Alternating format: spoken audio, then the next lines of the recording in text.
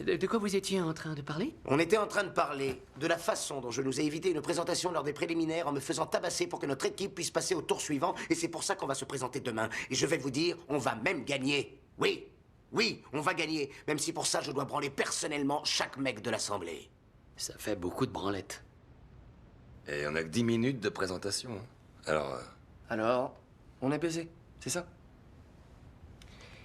Oui, même s'il en branle 2 à la fois, il y a quoi? 800 bonhommes dans la salle? Ce qui fait 400 fois le temps moyen pour une branlette. De quoi? Le temps moyen pour une branlette? On s'en fout, mais hypothétiquement parlant, le temps serait égal à 400 branlettes à un taux de rendement de 2 bits par coup. À moins qu'Harlik branle 4 types à la fois, là on divise le temps par 2.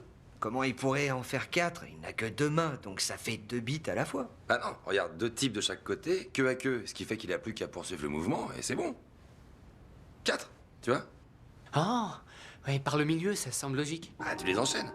Ouais. Donc ce qu'on essaie de faire, c'est de réduire le temps. Ce qui veut dire 800 types multipliés par le temps moyen d'une branlette divisé par 4 bits par tour. Bien sûr, Erlich devra classer au préalable les gars par taille pour que leurs bits soient à la même hauteur. Pas par taille techniquement. Les mesures qui nous intéressent concernent plutôt la distance bit seule. Appelons ça DBS. Oh mon Dieu. Si la queue d'un mec était assez longue, elle pourrait tendre vers le haut ou vers le bas jusqu'à la queue d'un gars qui a une DBS différente. Plus la queue est longue, plus l'arc DBS est rentable. Je pourrais alors les branler dans le même mouvement. Il y aura quand même un angle au point de contact. Attends, le mieux serait que la DBS du sujet 1 soit égale à la DBS du sujet 2 et la DBS du sujet 3 égale à la DBS du sujet 4, sachant que la variable longueur L impacterait forcément sur l'angle au point de contact, angle qu'on appellerait θ D. Oh la vache, Et maintenant, quel si on con! fait un orgasme, si on suppose qu'Harlik Je suis est vraiment particulièrement crétin, le médecin, milieu. Et vu le profil de notre Une approche assemblée, par le milieu. sur une estimation Une approche par le moyenne, milieu, mais comment j'ai pu... Les gars, est-ce que la circonférence affecterait la capacité d'Erlich à branler différentes queues en même temps?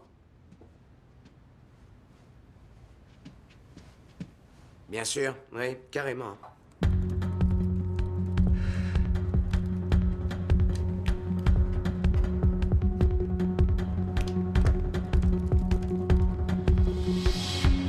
Et bien sûr que si. Temps pour orgasme soit TPO.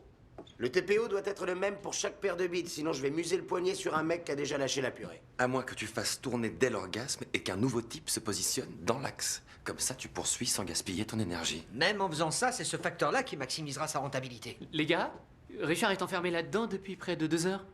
À votre avis, ça va ou...